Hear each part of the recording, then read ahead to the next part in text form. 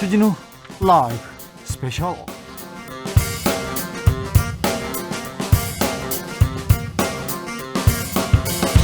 2021년 1월 23일 토요일입니다. 안녕하십니까, 주진우입니다. 토요일 이 시간은 일주일 동안 주진우 라이브에서 가장 중요했던, 가장 재미있었던 부분만 다시 모아 듣고 묻힌 뉴스 함께 파헤쳐보는 그런 시간입니다. 토요일의 남자 KBS 김기아 기자 오셨습니다. 안녕하십니까. 우리가 매일매일 주진우 라이브를 들으면 좋겠지만, 들어야 돼. 들어야 되지만 빼먹을 수도 있는 거 아니겠습니까? 안 돼. 안 됩니까? 네. 하지만 피치 못한 하정으로 주진우 라이브를 평일에 못 들으신 분들을 위해서 그러면은 전화라도 받아야 돼. 그렇습니다. 청취율 조사 전화를 받아야 돼. 그런 분들을 위해서 제가 일주일 동안 나왔던 주진우 라이브에서 어떤 내용이 중요했다, 재미있었다, 이런 것들 뽑아서 가져왔습니다. 토요일의 남자 김기아입니다. 안녕하세요. 김기아 기자가 왔습니다. 토요일입니다. 이번 한 주도 고생 많으셨고요. 자, 이번 한 주 김기아 기자 함께 정리해 보겠습니다. 김기아 기자는요, 비디오형 기자예요, 사실. 감사합니다. 네, 비디오 실물이 더 좋고요, 영상이 더 좋습니다. 영상으로 확인해 보시고 싶으신 분들이 많이 계실 것 같아요. 갑자기. 싱글입니다, 김기아 기자. 뭔 상관입니까? 아무튼 상관이 있어요. 그런 분들을 위해서 지금 유튜브에서 주진우 라이브 검색을 하신 다음에 영상으로 밑에 라이브 나우라고 뜨거든요. 보시면 영상으로도 만나보실 수가 있습니다. 청취자분들에게 선물 드립니다. 거기에다 끼워서 김기아 기자도 드리겠습니다.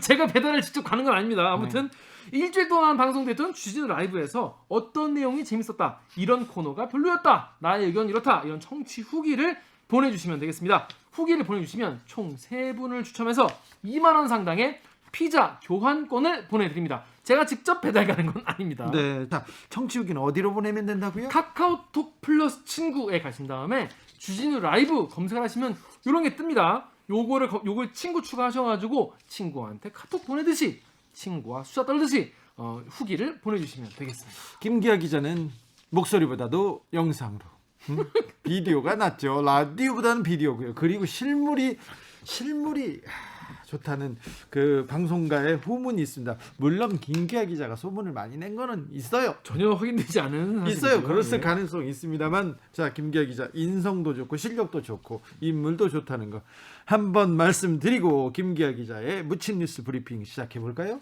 네, 그렇습니다. 첫 번째 소식은요.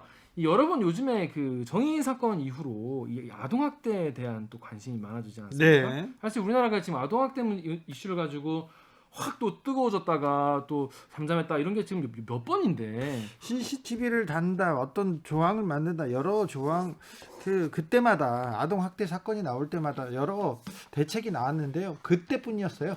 여러분 보통 이 아동학대 이슈, 또 어린이집이나 유치원에서 있었던 이런 어린이집에서 있었던 아동학대 이슈가 확 타오르는 경우가 뭐냐면 충격적인 영상이 공개됐을 때. 그렇죠. 그걸 보면 충격, 끓어오르는 분노, 대단하죠. 그래서 그게 글로 표현할 때보다 영상으로 봤을 때 이게 폭발력이 크죠. 몇 초 만에 영상이 더 사람들에게 이게 어떤 사건이구나라는 거를 알 수 있게 해주는데, 사실 여러분 생각해 보세요. 그렇게 영상을 확보해서 공개한 게 실제로 일어난 케이스보다 네.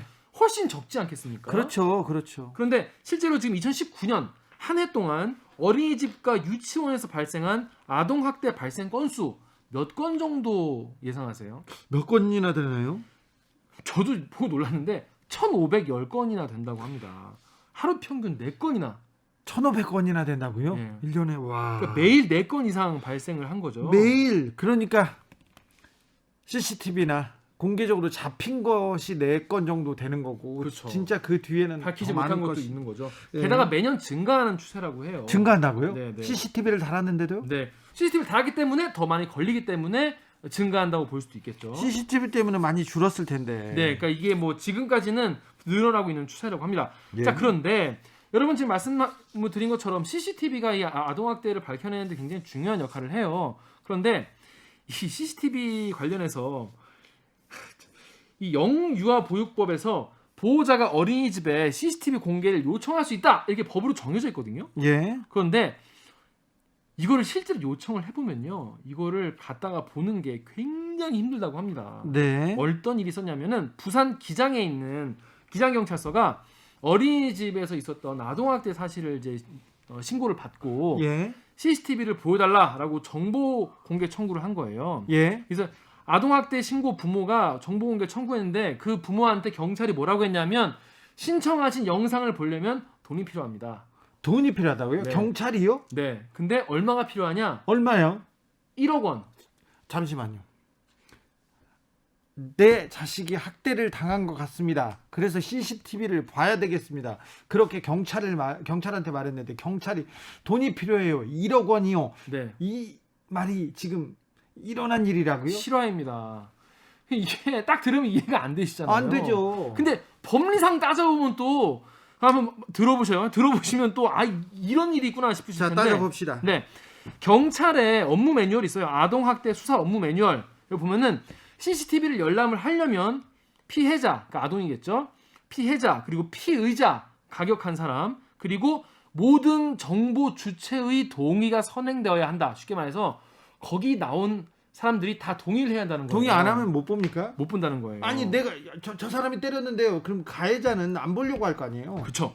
범죄의 혐의가 확정되기 전이기 때문에 피의자도 동의를 해야 된다는 거예요. 근데 만약에 누구 동의를 안 하면은 그러면 누구도 막 보니까 동의 안 한 사람은 모자이크 처리를 해줘야 돼요. 아 예. 근데 이 모자이크 처리가 이 부모님이 애가 자꾸 맞고 오는 것 같은데 딱 어느 날 내 아이가 맞았다 이걸 모를 거 아닙니까? 예. 그러니까 32일치를 요청한 거예요. 한 달치를 CCTV를. 네.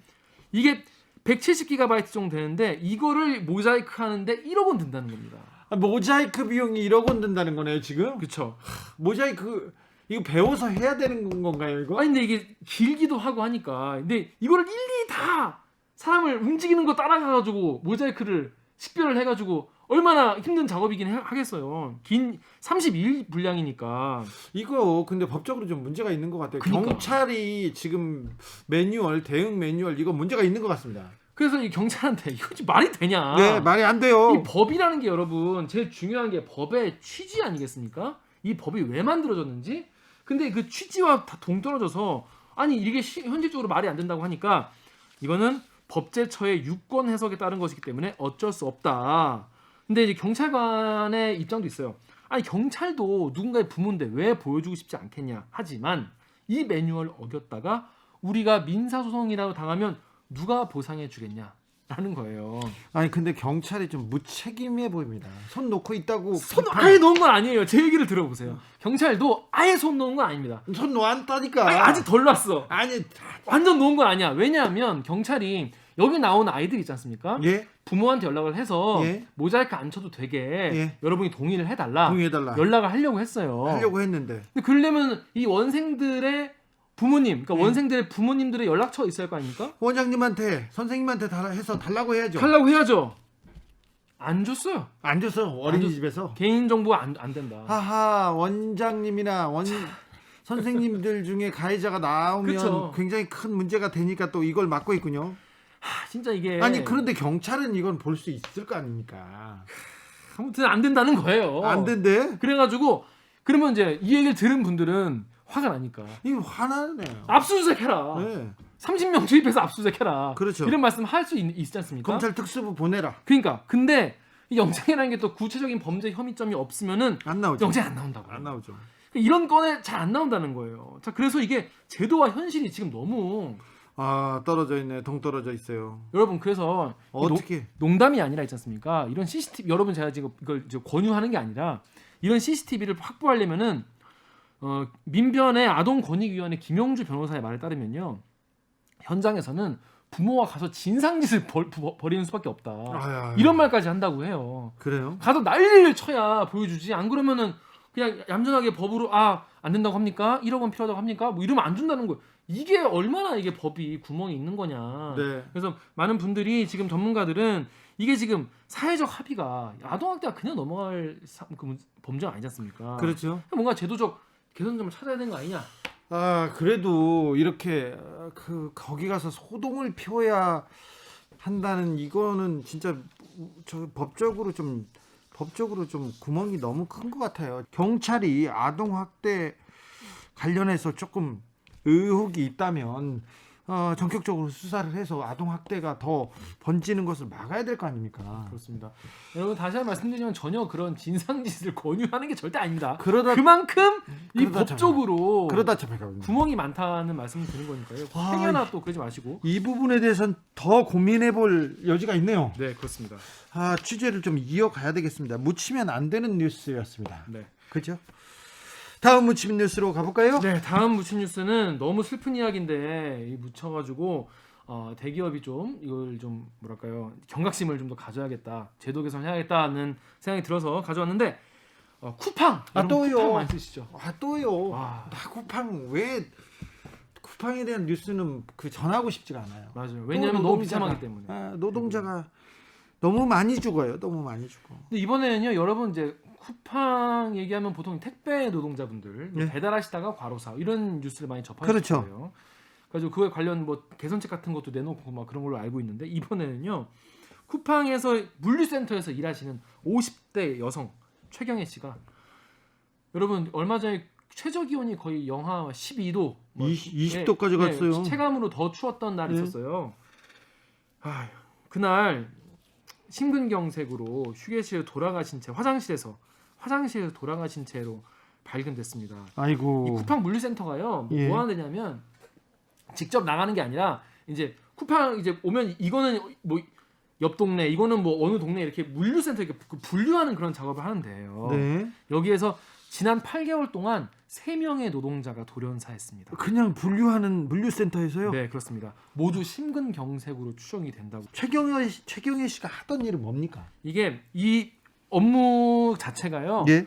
이 차가 들어오고 또 이거를 물류를 넘기고 하다 보니까 문을 계속 열어놓는 구조인 거예요. 추운 데서 일해야 되는 엄청 추운 데서 계속 일을 하시는데 네. 나이가 좀 있으신 분들은 네. 지속적으로 추운 데에 노출이 되면 네. 이게 심근경색이 올 가능성이 높다고 하는데 네. 이분 같은 경우에는 원래 사회복지사였다고 합니다. 사회복지사인데요. 네, 근데 개인적인 이유로 요양병원을 이제 그만두셨어요. 지난해 네. 12월에 그만두셨는데 아르바이트로 이제 쿠팡 물류센터에 오신 거죠. 그래서 10년 전에 남편과 이혼하시고 이제 아이 둘을 홀로 키워 오셨습니다. 근데 이분이 이제 언니도 같이 일을 하셨어요. 예. 언니가 경미 씨, 최경미 씨랑 같이 일을 했는데 지난 10일입니다. 지난 10일에 오후 4시 15분에 만나서 일을 시작했는데 새벽 4시까지 일을 했다고 해요. 잠깐만요. 그럼 12시간을 꼬박 일해야 돼요. 꼬박 일한 건 아닙니다. 왜냐면 가서 이제 일 시작하고 뭐 계약서를 쓰고 일일 계약서를 쓰고 하니까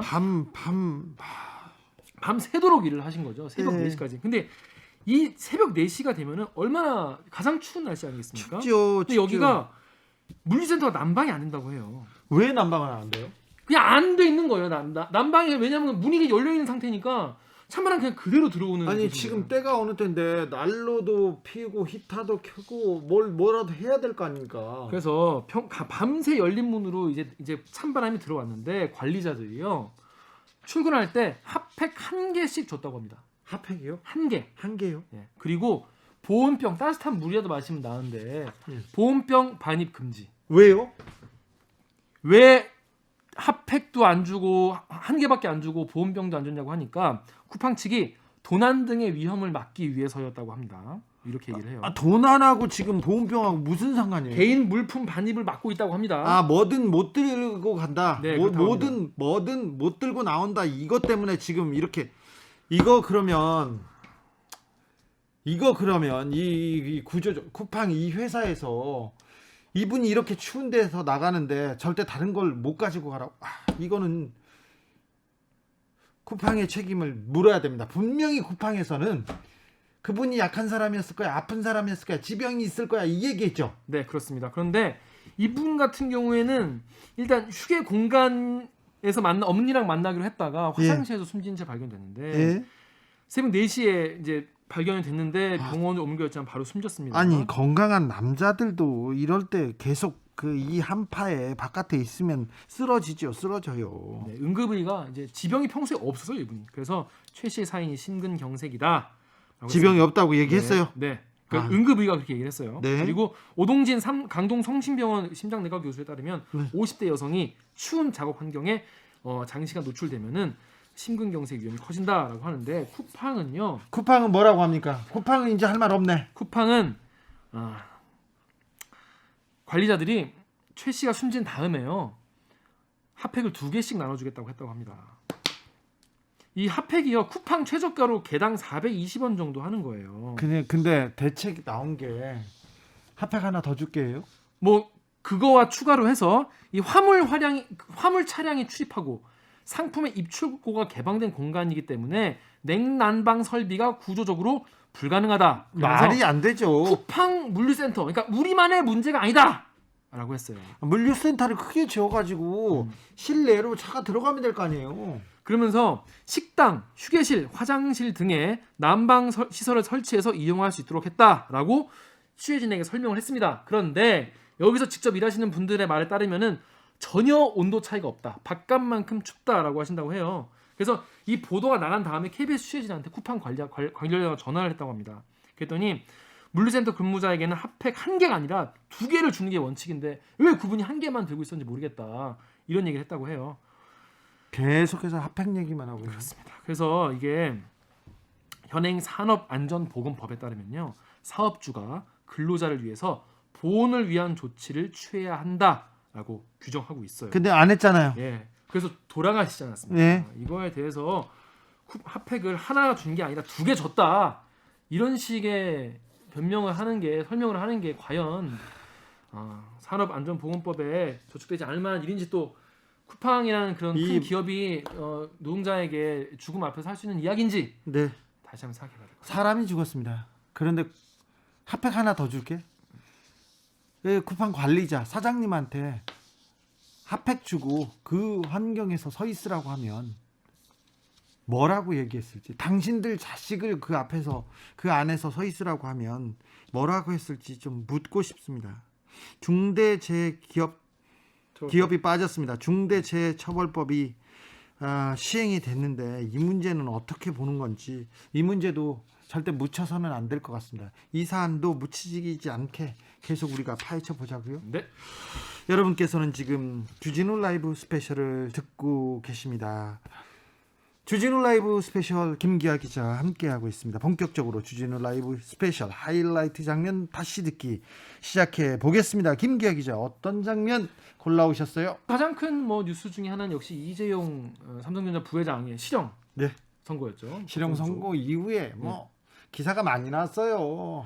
막 뜨거워요. 저는 기자로서 이제 관련 기사를 보면서 좀 뭐랄까 당황스러운 기사도 너무 많았고. 이재용 삼성전자 부회장입니다. 네.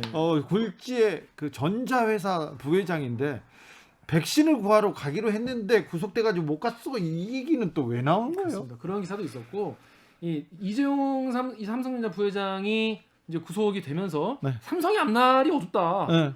이제 대전략 멈췄다. 예. 시계 제로. 그러니까 앞이 안 보인다. 그렇죠. 이런 기사들이 많이 나왔어요. 그러니까 시총도 28조 원 낙하했다고 30개 넘는 언론사에서 다 기사 썼는데 선고가 나온 게 2시 반쯤이에요. 네. 그래서 30분 정도 이렇게 요동이 쳤을 때 조금 떨어졌는데 그날은 아침부터 주식이 떨어지고 있었어요. 그리고 무엇보다도 이재용 부회장이 구속된 그 다음 날 계속 삼성 주가가 오르고 있어요. 그렇습니다. 이 부분에 대해서는 또 기자들이 얘기하지 않죠. 그렇습니다. 또 하나죠. 네. 준법감시위원회에서 이보다 어떻게 더 잘하냐면서 법원 판결을 비난하기 시작했어요. 금요일자로 이렇게 기사가 나왔는데, 준법감시위원회는 뭐냐면 삼성에서 법을 잘 지킬게요, 법을 안 지키면 이렇게 준비할게요, 이 내용이거든요. 근데 왜 법원 판결에 대해서 뭐라고 하는 거예요? 이것 자체가 준법감시위원회가 법원 판결을 위해서 그냥 만든 거 아닌가, 이런 비판을 감수하고도 얘기하는 걸 보면 좀 웃겼어요. 하고 싶은 얘기가 너무 많지만 제가 얘기하는 것보다 이 전문가가 얘기하는 거 들으면 하지 않겠습니까? 네. 이재용 삼성전자 부회장 관련해서는 역시 삼성하면 역시 삼성 전문가 김기식 더미래연구소장과의 대화가 잘 일목요연하게 정리돼 있고 차분하게 말씀을 해주시더라고요. 김기식 전 금감원장, 이분이 그 금감원에 한 달 정도 있었어요. 근데 그때 불법 승계를 위해서 분식회계, 주가 조작 그런 의혹이 있었다 했는데, 이 부분은 불법 승계를 위해서 대통령한테 뇌물을 줬다, 이런 부분이기 때문에 김기식 오랫동안 삼성에 대해서 그 얘기했던 김기식 소장의 얘기가 굉장히 좀 깊이가 있습니다. 근데 다른 데서는요, 김기식 소장 인터뷰를 안 합니다. 말을 못 듣습니다. 삼성이 더 힘이 셌었을 때는요, 김기식 소장 아무데도 못 나왔어요. 그런데 자, 주진우 라이브에서 그리고 저는 굉장히 적어도 KBS는 이제 광고를 안 받잖아요. 그렇죠. 저희는 삼성 광고 안 받기 때문에 네. 적어도 KBS는 삼성과 관련된 비판적인 보도, 예리한 보도를 더 많이 해야 된다. 다 하고 있습니다. 그런 생각해야 잘하고 있어요. KBS 네, 더 많이 삼성에 해야 대한 된다고 보도 있습니다. 잘하고 있습니다. 자, 내용이 아주 재밌습니다. 그리고는 판사가 이재용 부회장을 위해서 봐주려고 머리를 싸매고 짜내서 내린 결론이다. 징역. 네. 밤새 고민한 흔적이 있어요. 예, 선고는 2년 6개월인데 그 2년 6개월 실형에 대해서 어떤 분들은 아니 어떻게 재벌 총수를 지금 글로벌 대전략을 지금 세워야 되는 총수를 시계 제로. 대만에 뭐 TSMC는 뭐 30조를 투자한다고 하는데 이 삼성도 그렇게 큰 전략을 세우고 투자하려면 이재용 부회장이 이걸 해줘야 되는데 그거를 잡아 넣으면 되냐, 이런 분도 계세요. 실제로 계시고, 아니 2년 6개월 너무 적은 거 아니냐. 이게 그렇죠. 형량이라는 게 그러니까 50억 이상은 뭐 10년인데 이거 80몇 억인데 이게 말이 되냐 이게. 최소 구형할 선고해야 되는 그 양형이 징역 5년이에요.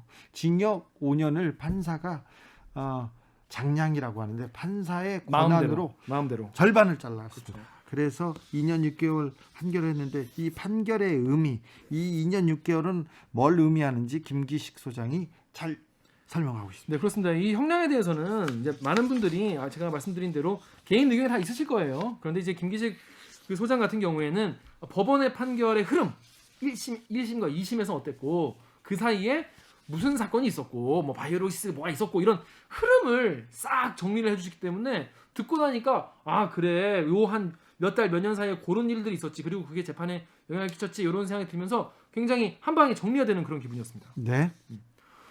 정리 잘했어요? 잘하셨더라고요. 그러면 듣고 와야 되겠네. 자, 더 자세한 이야기, 김기식 소장의 깔끔한 설명 듣고 싶으신 분들 위해서 월요일에 방송됐던 김기식 더 미래연구소장 인터뷰 하이라이트 부분을 지금부터 함께 듣고 오시겠습니다. 큐. 일단 이번 그 정준영 부장이 2년 6개월 실형 선고를 하면서 법정 구속을 했잖아요. 네. 그래서 법정 구속한 것 때문에 뭐 언론들이 되게 이례적이다, 네. 뭐 제가 충격받았다 그러는데, 제가 보기에는 정준영 부장판사가 이 집행유예를 했을 때 생길 수 있는 국민적 비판을 의식하면서도 네. 그거는 피하면서도 이재용 부회장이 올해 안에 가석방으로 나올 수 있는 양형을 정함으로써 아주 최대한으로 이재용 부회장을 배려해준 판결이다, 이렇게 말할 수 있을 것 같습니다. 올해 안에 가석방 해줄 수 있도록 배려했다. 어떤 얘기죠? 지금 이번 판결의 포인트는 그 2년 6개월의 양형입니다. 네.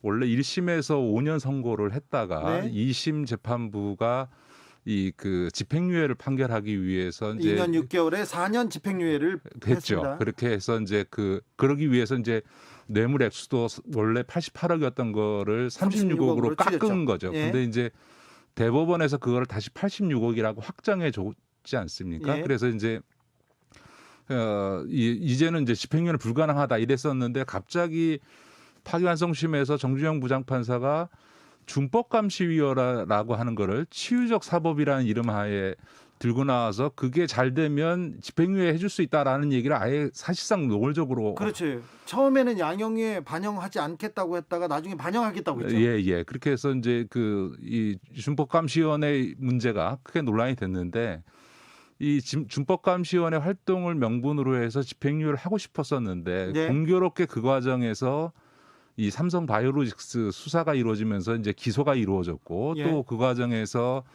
증거인멸 행위가 이루어졌는데, 그 증거인멸로 인해서 처벌받은 사람이 다시 현직에 복귀하는 일이 벌어지면서 구속됐다가 풀려났는데 다시 현직으로 올라왔고 승진하기도 했습니다. 그렇죠. 승진까지 돼버리니까 정준영 분야판사 입장에서도 준법감시위원회를 이후로 집행유예를 판결하기가 너무 어려워진 거죠. 예. 그런 상황에서 집행유예는 못하게 주겠는데 이재용을 배려할 수 있는 방법이 뭐냐면 지금 2년 6개월 선고를 했어요. 네, 원래 저기 50억 횡령액이 50억 이상이면 징역 5년 이상의 실형을 해야 되는 선고하도록 거죠. 돼 있는데 예. 지금 2년 6개월 나왔습니다. 그렇죠. 2년 6개월 선고했는데 2년 6개월의 의미라는 건 뭐냐면 이미 이재용 부회장이 지난번에 구속됐을 때 한 1년 정도를 살았거든요. 네. 그러니까 남은 그 수용 기간이 1년 6개월인데 보통 가석방의 요건이 형량의 3분의 2를 수용하면 가석방을 할 수 있습니다. 그러니까 네. 다시 말해서 앞으로 8개월만 더 수용하게 되면 2년 6개월, 30개월의 형량 중에서 3분의 2인 20개월을 도과하기 때문에 네. 올 추석이나 늦어도 올해 크리스마스 때가 되면 이재용 부회장이 가석방 요건에 해당되는 거죠. 네. 다시 말해서 정준영 부장판사가 집행유예는 선고할 수 없지만 국민적 비판을 의식해서 올해 안에는 가석방으로 추석 때나 크리스마스 때 나올 수 있도록 2년 6개월의 형량을 정한 거죠. 네. 그러니까 다시 말해서 지난 그 대법원에서 부정됐던 2심이 뇌물을 36억이라고 하면서 2년 6개월에 4년 집행유예를 선고했는데 뇌물 액수는 86억으로 늘었는데 그냥 양형은 2년 6개월을 그대로 유지한 거니까 법정 구속한 것 때문에 되게 세게 판결한 것 같지만 사실은 이재용 부회장이 가석방으로 출소할 수 있게 올해 안에 네. 최대한으로 배려해 준 판결이다 이렇게 볼 수 있습니다. 엄청나게 그 판결이 엄한 것처럼 보이지만 최대한 배려한 판결이었다. 이 양형 기준을 보면 그게 보인다. 이렇게 그렇죠. 얘기하시는. 왜냐하면은 준법감시위원회에 대해서 이번에 판결을 하면서 정준영 부장판사도 그 실효성에 의문이 있고 이거를 그 감경 사유로 할 수 없다라고 예. 했는데도 불구하고 최대한 장량감경이라는 게 뭐냐면 쉽게 얘기해서 그냥 판사 마음대로 깎을 수 있는 네. 건데 근데 그것도 한계가 있습니다. 법정 최저 형량의 반을 깎을 수 있거든요. 그러니까 네. 법정 최저 형량이 5년이었으니까 네. 최대한으로 장량감경하면 2년 6개월을 선고할 수 있는 거거든요. 네. 그러니까 판사의 재량권으로 감경해 줄 수 있는 데까지 최대한으로 최대한 감경해줘서 감경해서 뇌물 액수는 2배 이상 늘었는데 36억에서 86억으로 2배 이상 늘었음에도 불구하고 집행유예를 선고할 때 내렸던 징역 2년 6개월을 그대로 유지한 거. 네. 이게 이제 정준영 부장판사가 배려해 줬다는 거죠. 네, 고민이 많았을 거예요. 머리를 많이 쓰셨을 거예요. 정준영 부장판사가 이 대학 재학 시절에 사법고시를 패스할 정도로 굉장히 똑똑한데요. 나름대로는 아마 절묘한 수를 찾았다고 생각하겠죠. 아, 네. 유호진님께서 어쩔 수 없이 뇌물을 강요당했다면 그래도 뇌물 준 쪽이 잘못일까요? 잘못이죠. 그것도 전제가 잘못됐습니다. 어쩔 수 없이 뇌물을 준 게 아니고요. 대법원이 인정한 건 뭐냐면 이제는 돌아가셨습니다. 이건희 회장이 쓰러진 다음에 이재용 부회장의 재산 및 경영권 승계가 현안이었고 예. 그 경영권 승계와 관련돼서 박근혜 정부에게 청탁을 적극적 하고 뇌물. 그 대가로 뇌물을 줬다. 그러니까 예. 다시 말해서 어쩔 수 없이 준 게 아니라 본인의 경영권 승계라고 하는 목적을 위해서 자기의 이익을 위해서 뇌물을 줬다. 이게 대법원의 판결입니다. 네. 그러니까 이건 부정할 수 없는 거죠. 이게 이재용 부회장의 대법원 판결에서도 그렇고요. 최서원 씨 그리고 박근혜 전 대통령의 판결에서 대법원 판결에서도 이 부분은 적극적인 뇌물이었다고 이렇게 그렇습니다. 결론이 났습니다. 저 재계에서 선거 앞두고 재계에서 이재용 부회장 선처해달라. 그리고 그래서 뭐 상공회의소 회장도 그렇고요, 뭐 중소기업 중앙회 회장도 그렇고 뭐 여러 군데에서 얘기했습니다. 언론에서 계속해서 선처해야 된다고 얘기를 했고요. 그 부분은 어떻게 보세요? 김기식만 그런 얘기 안 했어요. 그게 아니라 우리나라 재벌 총수가 구속될 때나 혹은 재판 받을 때 선처해야 된다는 얘기가 안 나오는 적이 한 번도 없거든요. 이게 참 대한민국이 재벌 공화국이다 이런 얘기가 나오는 게 노동자나 시민이 구속될 때는 선처해야 된다는 얘기 절대 안 나옵니다. 예. 그러니까 뭐 삼성물산의 직원은 단 10억 횡령한 걸로 징역 4년을 받았거든요. 네. 근데 86억을 횡령해서 뇌물로 줬는데도 불구하고 2년 6개월밖에 안 했으니까 이게 이제 법 앞에 만인이 평등해야 되는데 평등하지 못한 거죠. 그런데 더군다나 실형 선고하면 안 된다. 이런 네. 거는 제가 이러는 거는 늘 재벌 총수들이나 재계가 늘 사법 처리될 수 있는 위법 행위를 우리도 하고 있는데 네. 이렇게 세게 처벌하면 안 됩니다라고 하는 식의 얘기밖에 안 되는 거기 때문에 미국이나 이런 소위 선진 자본주의 국가에서 특히 이런 뇌물죄라든가 분식회 같은 반시장 범죄에 대해서는 선처해달라는 얘기는 안 하거든요. 네. 이게 저는 우리나라의 후진적인 부끄러운 자본주의 모습이라고 생각합니다. 이런 얘기를 하시기 때문에 김기식 의원은 재벌개혁 얘기할 때마다 언론에서 굉장히 비판적인 기사가 나와서 참 이상하다 이런 생각을 해봅니다. 이재용 부회장이 법정 구속됐습니다. 삼성의 미래는 어떻게 될까요? 저는 크게 영향 없을 거라고 생각합니다. 오늘도 무슨 언론에서들 이재용 부회장이 법정 구속되니까 주가가 내려갔다 그랬는데 이 법정 구속 선고되기 전에 이미 주가 내려가고 있었거든요. 네. 오늘도 그랬고요. 최근에 삼성전자가 단기 급등하다 보니까 이제 조정장에서 일부 내려가는 거고 오히려 한 3%대 떨어졌다는 거는 거의 영향이 없었다는 얘기인 거고요. 저는 다시 반등할 거라고 보고 앞서도 말씀드렸던 것처럼 이재용 부회장한테 지금 1년 6개월의 양형만 남아있는 상태고 아마 가석방 되면 올해 안에 나올 거기 때문에 가석방을 해줄지는 모르겠습니다만 이제 그런 정도의 공백으로 삼성전자가 전혀 영향을 받을 이유도 없고 지금 이제 삼성전자의 올해 경영 계획이나 투자 계획은 이미 다 확립되어 있기 때문에 네. 이번 판결이 삼성그룹이나 삼성전자에 미칠 부정적 영향은 제가 보기에는 없다. 오히려 이재용 부회장이 이번 판결을 계기로 정말 본인도 얘기했던 아버지 세대와의 단절을 하면서 아버지 세대 때 잘했던 것, 과감하게 투자해서 삼성과 한국 경제의 성장에 기여했던 그런 좋은 점만 배우고 나쁜 것, 구습 이런 것들을 과감히 떨어내는 이런 어떤 계기로 삼는 게 더 중요하다 이렇게 저는 봅니다. 거의 모든 법을 다루는 사람들이 이재용 부회장의 실형은 불가피하다. 하지만 이재용이기 때문에 삼성이기 때문에 감옥에 가지 않을 거라고 예상하는 사람들이 많았습니다. 네네. 솔직히 말해서 김기식 위원장께서도 그런 우려가 있었죠. 예, 실제로 이번 파기환송심에서 정준영 부장판사가 집행유예 하겠다는 걸 첫 재판부터 아예 노골적으로 그 얘기를 법조인들 다 그렇게 받아들였는데 그럼에도 불구하고 예. 집행유예 할 수 없는 상황으로 가고 있는 거죠. 우리 사회에 있어서 이제 더 이상 권력이나 네. 이런 금력에 의한 어떤 사법농단은 더 이상 가능하지 않은 사회로 가고 있다. 국민들께서 시퍼렇게 눈뜨고 보고 있기 때문에 저는 그런 점에서는 점점 사회가 투명해져 가는 과정이 있지 않나 이렇게 보고요. 근데 하나 이제 이번 판결이 미칠 수 있는 이 판결 자체는 가석방을 염두에 둔 판결이긴 합니다만 흥미롭게 봐야 되는 건 이제 막 시작한 네. 그 경영권 승계와 관련된 삼성 바이오로스 재판입니다. 네. 그러니까 이재용 부회장이 구속되지 않았다면 이제 불구속 상태이니까 재판이 아마 1심 판결만 2년 3년씩 질질 끌면서 갔을 텐데 네. 이제는 구속 상태이기 때문에 이 분식회계와 관련된 경영권 승계 사건의 재판의 속도가 더 빨라질 수밖에 없고요. 더군다나 구속되어 있는 그러니까 유죄가 확정돼서 구속되어 있는 피고인에 대해서 만약 분식회계 사건에서 유죄가 인정된다면 네.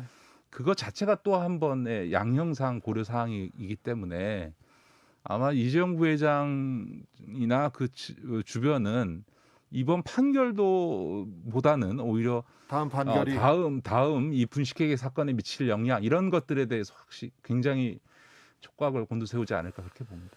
그런데 분식회계가 드러났음에도 불구하고 불법 경영 승계 부분은 검찰이 기소하는데도 굉장히 애를 먹었어요. 네네네. 검찰에서 수사심의위원회 이런 걸 또 네, 꾸려가지고요. 네, 네, 이번에도 말도 안 위원회가 꾸렸습니다. 말도 안 된다고 하면 안 되고요.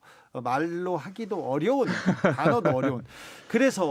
그런데 이재용 부회장이 결국은 구속되는 이런 판결이 나왔습니다. 이번 판결이 삼성공화국이라는 오명을 지울 수 있는 첫걸음이 될 수 있다는 그 지적도 있습니다. 저는 이제 삼성이라는 기업 또 이재용 부회장 또 한국 사회가 뭔가 좀 선진적으로 전진할 수 있는 계기가 된 판결인 건 분명하다고 생각을 합니다. 그러니까 이제 과거에 비하면 비록 봐준 판결이긴 하지만 그래도 진전된 판결인 것도 또 분명한 거거든요. 예. 이제 다만 삼성공화국에서 재벌공화국에서 대한민국이 벗어날 수 있느냐에 대해서는 아직도 저는 갈 길이 멀다고 봅니다. 그러니까 지금도 소위 삼성만 나오면은 거의 모든 언론이 삼성 편을 들거나 아니면 심지어 진보 언론들조차도 삼성에 대해서는 그렇죠. 살짝만 쓰고 더 이상 비판을 못하는 정도로 돼 있고 또 이 소위 오피니언 리더 계층이라고 하는 교수 사회에서도 삼성 용역 받으면서 사실은 삼성 편 들어주는 교수들이 훨씬 많죠. 삼성에 대해서 비판적으로 이야기하는 이제 전문가 교수도 이제는 거의 손을 꼽을 정도로 없습니다. 없으니까요. 그런 매체 볼 수도 없고요. 그런 방송 거의 없습니다. 그리고 이제 뭐 삼성 주진우 라이브 빼고요. 삼성에 대해서 비판적이거나 원칙적이면 알게 모르게 불이익 받고 이런 것들이 사회에 아직도 횡행하고 있기 때문에 김기식 위원장 보세요. 엄청 골격 받았죠. 그것 때문에. 그런 것들이 변화하기에는 아직도 더 많이 가야 된다. 무엇보다 그러니까 삼성이라는 조직이 이제 말 그대로 기업 경영에만 전념하게 움직여야 된다. 우리가 과거 국정농단 사건에서 보여준 장충기 씨의 그 대외 담당을 했던 장충기 씨 핸드폰에 나와 있는 문자를 보면 이건 도저히 기업 경영 차원에서 무슨 대관 업무를 한 게 아니고 그렇죠. 거의 국가 권력 위에 네. 사법 권력 위에 언론 권력 위에 정치 권력 위에 삼성이 서서 그걸 막후해서 조종하는 이런 행태 거의 권력적 행태를 보여준 게 사실이거든요. 예. 그러니까 그런 이제 삼성 조직의 운영 행태가 바뀌고 이재용 부회장과 그 주변의 경영자들이 이제 말 그대로 기업 경영을 통해서 국가에 답을 하겠다라는 태도를 취해야만 이 정상화될 수 있다. 네. 아니면 자본주의 사회인데요, 뭐 네. 돈의 힘이라고 하는 것에서 자유로울 수 있는 사람이 얼마나 있겠습니까? 그러게요. 김기식 더 미래연구소장과 함께한 월요일 훅 인터뷰 하이라이트 부분 다시 듣고 오셨습니다. 김기아 기자. 삼성은 우리나라의 현재이자 미래이기도 합니다. 삼성이라는 그룹은 우리나라를 대표하는 기업이기도 합니다. 그래서 삼성이 건강해야 됩니다. 우리 경제를 위해서도. 자, 그래서 삼성에 대해서는 좀 잘 알아야 됩니다. 삼성을 잘 알려면 이 인터뷰는 좀 세세하게 잘 다 들어보면 좋을 것 같습니다. 그런 분들을 위해서 풀 버전을 준비했습니다. 유튜브나 팟캐스트에서 주진우 라이브 검색하셔가지고 1월 18일 월요일 1부를 들으시면 되겠습니다. 들으시면은 흐름이 정리가 돼요, 확실히. 자, 주진우 라이브 스페셜 김기아 기자와 함께하고 있습니다. 김기아 기자, 다음으로는 어떤 장면 골라오셨어요? 네, 다음은 제 코너 중에서 전 개인적으로 이 코너가 제일 재밌어요. 오디오가 비질 않습니다.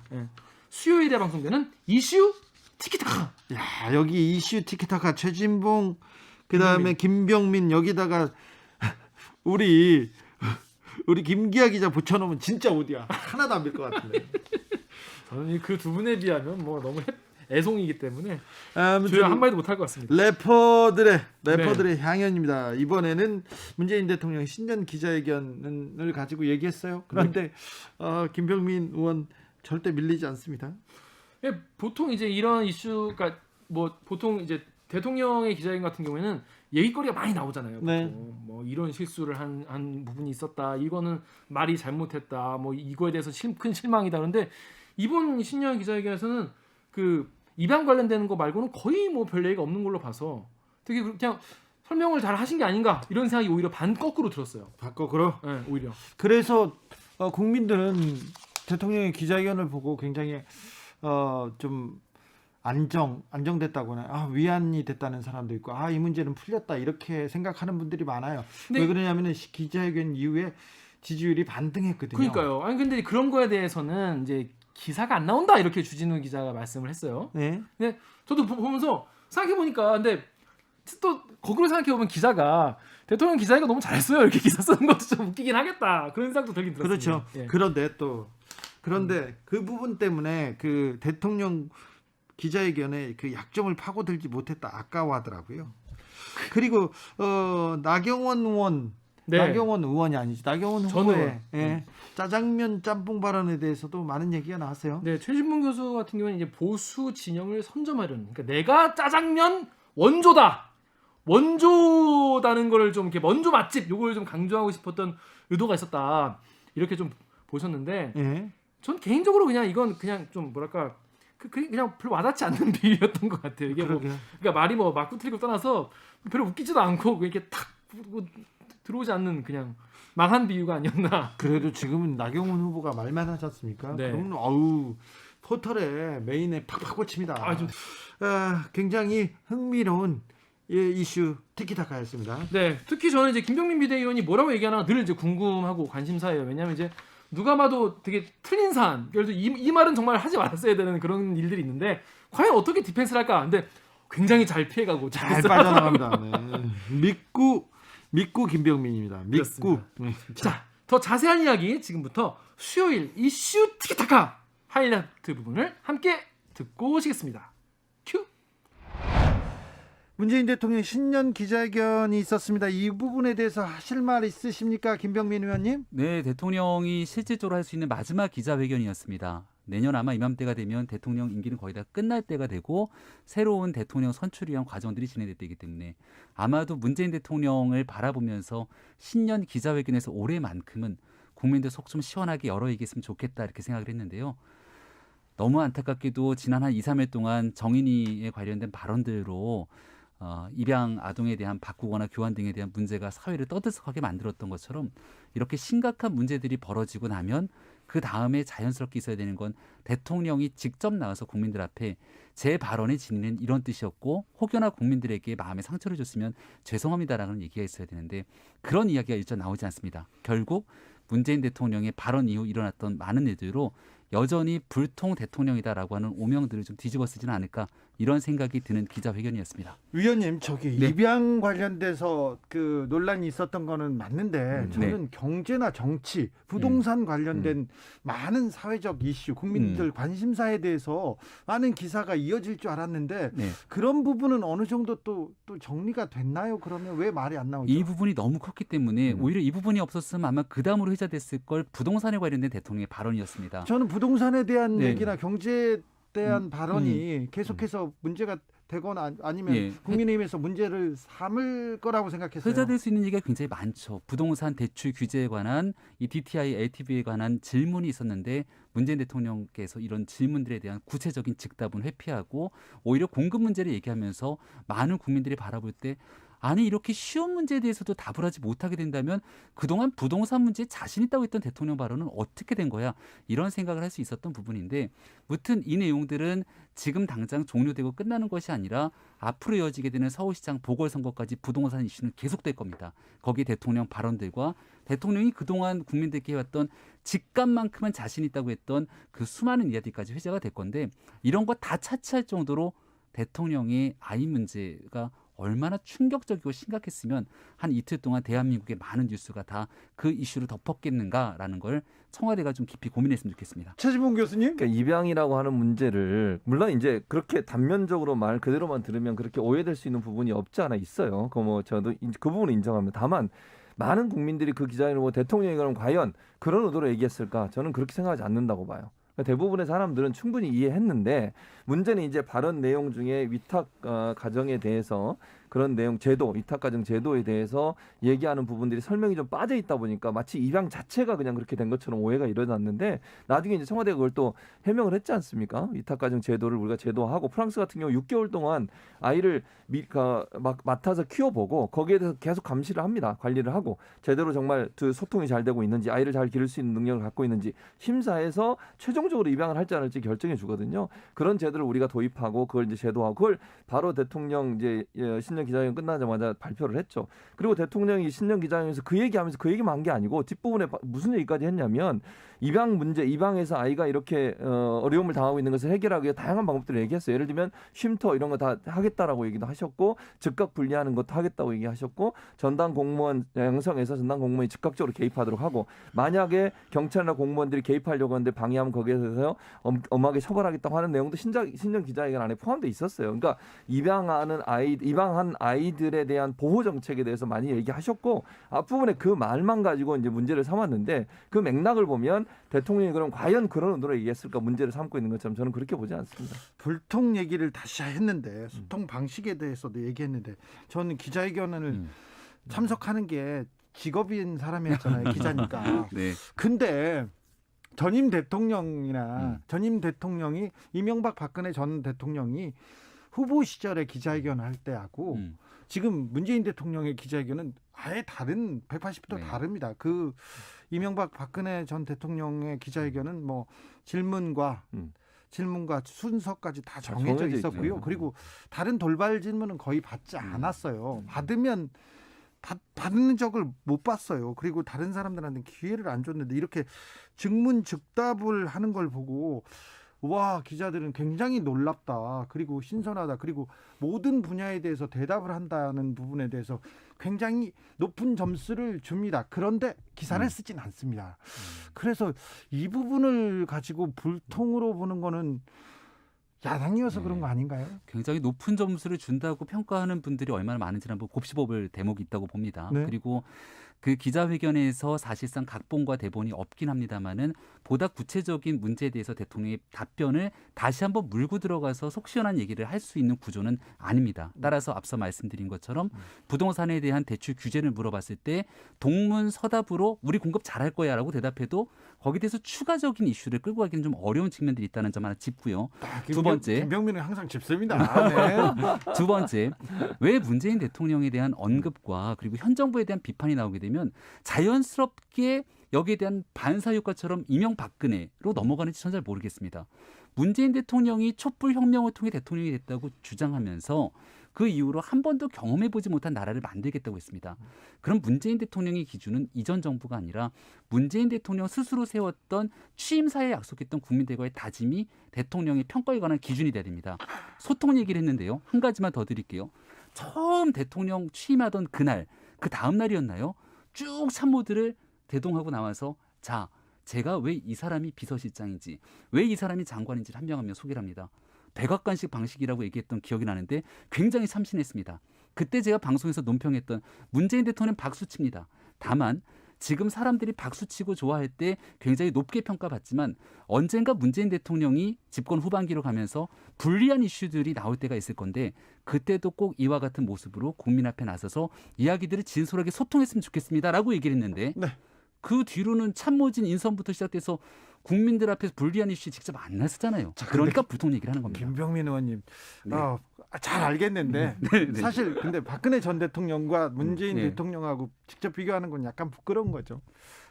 부끄럽다라고 하는 표현보다는 일단은 전직 대통령 탄핵이라고 하는 초유의 사태를 발생시켰기 그렇죠. 때문에 네. 여기에 대해서 지난 비교하는데. 과거 정부와의 비교를 가져가게 되는 건 네. 문재인 정부 스스로가 국민에게 약속했던 부분들과 좀 결이 다르다는 말씀드립니다. 그렇습니다. 네, 김병민 의원이 잘 정리하고 갔습니다. 탄핵 정부하고 비교하는 거는 좀 맞지 않다고 얘기하는데 자, 예. 주호영 원내대표의 발언 네. 때문에 전직 대통령 사면 얘기가 꼬리를 물고 있습니다. 주호영 원내대표의 발언 어떻게 보세요, 최진봉 교수님? 이게 말이 안 되죠. 아니 할 말이 있고 못할 말이 있는 거지. 이게 말이 됩니까? 그러니까 문재인 대통령한테 이렇게 얘기했어요. 현직 대통령의 시간이 지나면 전직 대통령이 되고 전직 대통령이 되면 본인이 사면의 대상이 될지도 모른다. 대통령한테 어떻게 이런 말을 할 수 있습니까? 이거는 조금 과했나요, 김병민 의원님? 주호영 원내대표는 아마도 얘기하고 싶었던 측면이 역지사지, 네. 문재인 대통령이 가장 즐겨 쓰는 용어기도 한데요. 아마도 사면을 둘러싸고 우리 전직 대통령이 가지고 있었던 안 좋았던 역사들을 고민해 봤을 때 네. 현직 대통령 동안 시간이 지나면 어찌 될지 모르니 그런 측면들을 고려되라는 취지의 발언이었던 것 같은데 아무튼 내용들에 대해서 약간의 논란들은 있는 것 같습니다. 논란이 아니라 이건 비판받아 마땅해요. 아니 본인한테 그러면 당신 나중에 감옥 갈 수 있어 이렇게 얘기하는 게 기분이 좋은 얘기일까요? 그리고 지금 현재 대통령이 문제가 있거나 무슨 그런 논란이 될 수 있는 사안이 없음에도 불구하고 이런 표현을 하는 것은 저는 맞지 않다고 봐요. 김병민 의원이 얘기했듯이 역지사지 하세요. 이렇게 얘기할 수는 있죠. 그렇게 비판할 수 있을 텐데 이런 식의 비판을 하는 것이 과연 현직 대통령에게 할 수 있는 말인가? 야당 대표가. 국민의힘 김병민 비대위원 그리고 성공회대 최진봉 교수 이슈 티키타카 수요일 코너 하이라이트 부분 다시 듣고 오셨습니다. 이 방송 풀버전은 어디? 이 방송 풀버전 유튜브나 팟캐스트에서 주진우 라이브를 검색하신 다음에 1월 20일 수요일 1부 2부를 이어서 들으시면 되는데 그냥 시간 순삭이에요. 그냥 금방 들어요. 이건 듣다 보면은 벌써 끝났어 이런다니까요. 네. 재밌게 들으실 수 있습니다. 김기아 기자는 그냥 오지 않습니다. 선물 들고 옵니다. 선물이 부족하면 자기를 그냥 헌신해서 드리겠다는 그런 실화입니까? 네.